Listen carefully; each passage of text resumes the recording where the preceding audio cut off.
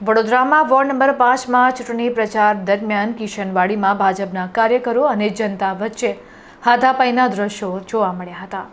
પ્રચાર અર્થે નીકળેલા ભાજપના ઉમેદવારો અને કાર્યકરો સામે સ્થાનિક નાગરિકોએ પાયાની સુવિધાઓ અને વણ ઉકેલ્યા પ્રશ્નો અંગે સવાલો ઉઠાવતા મામલો બિચક્યો હતો।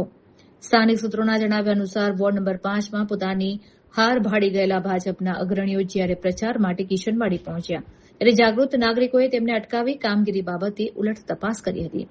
આ દરમિયાન ભાજપ એસએસએલના ચેરમેન યોગેશ પરમાર અને અન્ય કાર્યકર્તાઓ ઉશ્કેરાઈ ગયા હતા। સામાન્ય બોલાચાલી જોતામાં ઉગ્ર સ્વરૂપ ધારણ કરી ગઈ હતી અને કાર્યકરો દ્વારા સ્થાનિક નાગરિકો સાથે હાથાપાઈ કરવામાં આવી હોવાના આક્ષેપો થયા છે।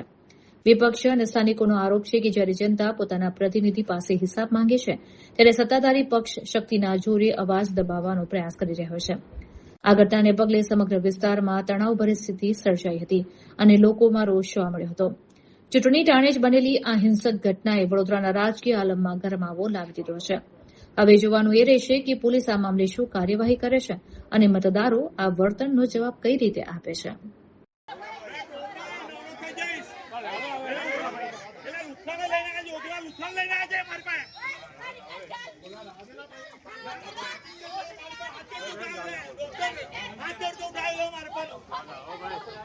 બધો વિડિયો લેજો આ બધો ઇશ્યુ પેદા કરી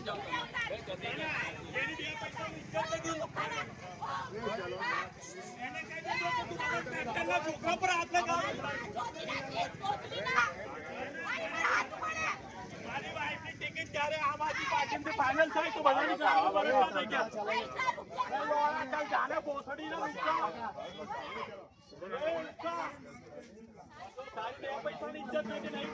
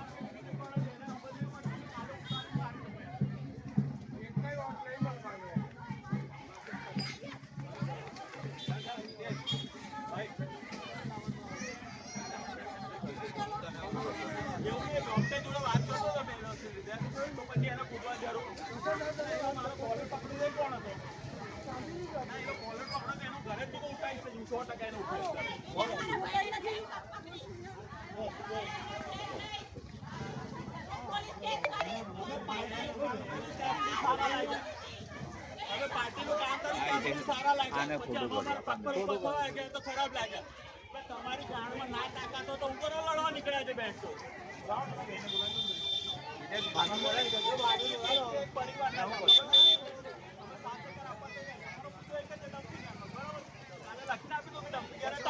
અમે ના નહીં પાડતા હું બધા જોડે એ મુદ્દો લેવડાવી લઈશું પણ આ 2 પૈસાના નુકસાન બહુ ચરબી